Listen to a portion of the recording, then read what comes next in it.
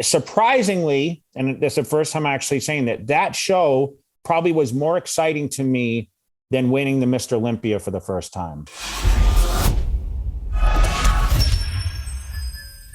Speaking of competing with Ronnie back and forth in that rivalry and just trying to work so hard to be the best, like how good did it feel to finally actually beat him? Like how did that feel? Like, was that just the best feeling you've ever had in your entire life? Yeah, it was a little emotion because like I had pushed for so long to beat him and I fell short, and I really knew in '06 I was going to beat him. Like I had that mindset. And when I won, I actually felt bad. I felt bad because like this is a guy who was my idol. He became my rival. And then like he was going for record 9, if you remember, and to cement his legacy and history. But like I kept him from doing that. So I didn't really know how to react, because if you look back and you see us kind of conversing before the announcement, and he said, you know, you won, you beat me. And I was kind of like, shit, like now Ronnie's telling me. So the announcement means nothing at this point, because I already just knew I won because Ronnie Coleman said this. And, you know, I kind of a lot of emotions, and I'm like, all I thought about, Greg, was, okay, I'm going to raise Ronnie's hand. Like I'm going to celebrate.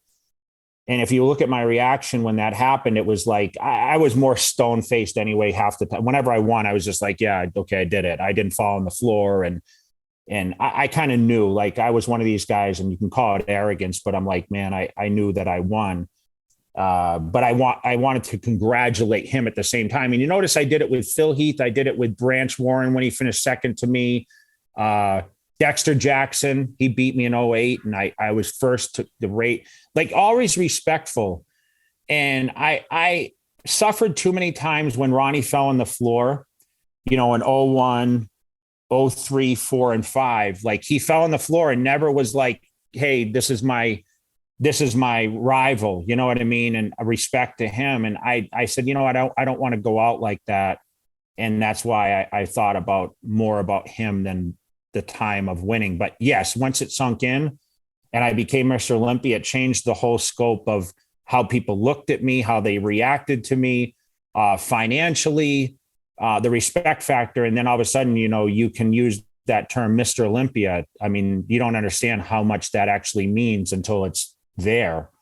And to this day, I mean, it still follows suit. I mean, you just announced me as 4-time Mr. Olympia, right?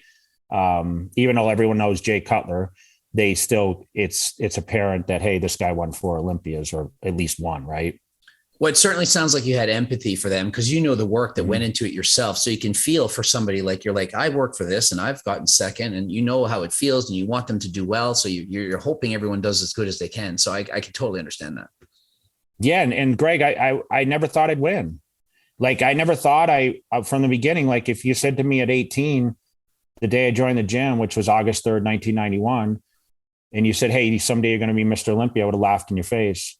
I mean, you said it. You said, oh, I'd never be a pro. And here you are, you know, telling me, you know, well, until I turned pro. I mean, we don't realize it, right? So anyone that says, I knew I'd be great from the beginning, I think they're full of shit, to be honest, you know? And honestly, I don't know if this is for you, but like, I'm thinking back to when I won my first show. I'm in grade 12 and I'm standing on the stage competing, and I'm a junior and I'm in my pink suit, and I didn't know what I was doing, and I get announced first place. And I don't know if turning pro and winning was more exciting than that first win. I think that all of them are just so, there's so much build up to anything, and the excitement you get is so overwhelming that it's like, it's hard to put into words how good it feels. But I think you can realize I've done 59 bodybuilding competitions. Like, how you have to love it to do it that many times. And I didn't always win. I was natural the first 42 shows. So there's a lot of shows, you know, I was just outsized. And then to keep going and keep going, you have to love it to do it from, you know, when we're in our teenage years into our 40s and we're still training, we're still love the sport. So I just don't think people can appreciate just how much we love the sport and how much we want to keep doing it. Yeah. And, you know, you brought up a great point. And I've never said this on an interview, but I didn't think about it until you said it. You know, turning pro probably was not as exciting as the first time in grade 12 that you were competing, right? Did you win in grade 12? Yeah. First show I won and I started and I was just hooked. I couldn't believe it. I'm standing in front of 1,000 people and I'm in my little Speedo and like I was a swimmer and it took me a month to get enough confidence to be like, I have to wear this little Speedo in front of people in the pool. Like people are going to make fun of me. Like I'm a kid. Like I don't have all this confidence yet. Like I'm older now, so I'm looking back to when I'm younger and to stand in front of them in that little skimpy pink suit, because it's the only one I could get. That's a size large. I'm 142 pounds. So it's baggy. I mean, yeah, you got to put yourself out there to do it and have the crowd cheering and the lights. And it was just so exciting. And just, I got addicted to it right away. I'm sure none of your peers were doing it either, Greg. Like all the people when you were in high school, right? I mean, no one. It was the only one. People looked at you with 3 heads when you come in with your Tupperware with your food. I don't know if that was the case, but like I did that in college. But I can tell you the Tournament of Champions I won in 95, which was kind of the breakthrough show for me. I qualified for the Nationals. I won the next year at the Nationals, and this was in California. So I migrated from Massachusetts to California because I wanted to be closer to the magazines to get the publicity. So I competed at this show, Tournament of Champions. I remember Chris Aceto flew out there with me with a few of our friends and everything. And he said to me, trust the process. You look amazing. You're going to do. And he's like, I'm not telling you you're going to win because the competition is going to be way tougher than it could be on the East Coast. But like, you're going to come out looking, and I looked unbelievable at that show. Some of the videos are out there floating around.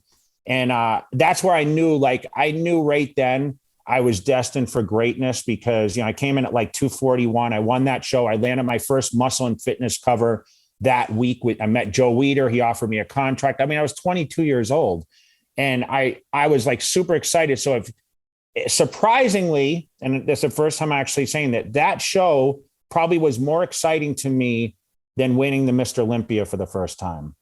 And I 100% believe in it. I think that people all look to the greats that have won the biggest championships, like the Super Bowl and all that. And I'm like, I wonder if it's to them, if it feels any more exciting than winning that grade 9 game.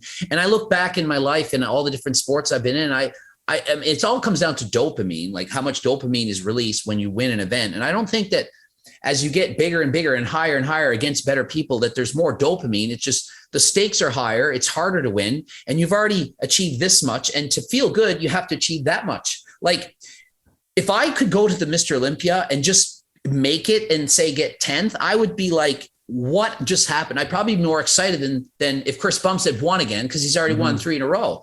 But if Chris got second, I think that would be absolutely depressing and demoralizing versus if I got second, I don't know if I could handle the excitement because you're so used to it. So it's like, once you've won a few titles, do they lose their excitement? And does that make it harder to stay on top because you've already been on top? You've already had that excitement. There's less push to do it again. Does that make sense? Yeah. You know what? But I can tell you to circle back because people be like, I can't believe Jay Cutler said that winning the Olympia wasn't exciting as winning the Tournament of Champions. But Greg, you made a great point again. You stood in that stage for the first time, right? And won. Like I had been on the Olympia stage how many times over and over and stood 1, 2 and got second. So I knew the position. I knew what the crowd was like. I knew what the lights was like. I knew what the posing round. I had been in that atmosphere when I was I hadn't competed on a stage when I was 20, since I did the teen nationals, and that was years. And I never been to California and been on a California stage. So it was so new to me. And it was just so like, it was just such a moment that's why I think it was that much more, it meant that much more to me. So when you haven't been there before and know the experience, that's why I'm sure show after show after show. And like you said, turning pro, like you've done it a million times now. You stood on the same stages, you know what the routine's like of like the show, how it's run. And, that's kind of what fell upon with the Olympia. I mean, being second, yes. I mean, second, tough for me. Don't get me wrong. I mean, second's first loser, right? But listen, you're still second best in the world to the greatest bodybuilder of all time. I mean, that's almost not even an argument now, I think, to a lot of people. Maybe you have someone that you think or respect more. But as far as physique-wise, Ronnie Coleman took the physique to the level that no one has been able to take it to before, in my opinion. And honestly, you're in second place or you're in the top 2. They're already there. And it's a subjective sport. And I mean, I've looked at scorecards when you've competed first and second, and some of the judges will have you in first and some at second in different shows. And so it's in the eye of the beholder. You get the right judges in the right day. And who's to say you didn't deserve to win it? Like, you really don't know. Like, I've done shows where I've won and thought, I didn't think I was going to win this. I'm surprised. And I've been on the other side where I was like, I'm pretty damn sure I'm going to win this. And I'm like, I didn't win. So anything can happen. So if you actually make it to the top 2, you kind of get the feeling of, you already know what it feels like almost to win, because you're right there. And that feeling of excitement, how great that is, I always found it doesn't last very long at all. And the disappointment of losing doesn't last long at all. A couple of days later, as devastated as I was, I put 16 weeks into doing this and it didn't turn out. I'm like, nah, I'm cool. 2 days later, and as excited and I won. And 2 days later, I'm like, now what? Did you experience that? I mean, dude, I was at the dinner. I'd win the Olympia. I'd go with my friends and family and say, how can I be better for next year? So it was already, and I was so disappointed, you know, here I am saying that, but I'd be disappointed on stage when they're like, so you're going to be back next year. And it's like, don't ask me this. I just won the show. I didn't want to think about another 16, 20 weeks of prep. Screw it, the whole year, because that's what you prep for the Olympia. It's, you know, it's basically a whole year thing. But I think for me, like I was back in the gym, you know, I was doing photo shoots a couple of days after, and I was right back to training, taking in that rebound. I mean, like I mentioned, that was the most important time of my training, was after a contest, why I actually was able to put back fluids and calories that I had been missing, which came mostly from eating out and enjoying, you know, being on not so rigid of a diet, eating a ton of fish. Remember, I switched once I went back to chicken and red meat in the off season, like my body was able to suck that up and rebound at a proper rate. Yeah. I mean, let's be honest. You're not gaining much muscle in the last 4 weeks before a show when you're going from 5% to 4% body fat for contest. But then once you can add some calories back and start eating in a surplus again, then you're obviously going to put a lot of muscle.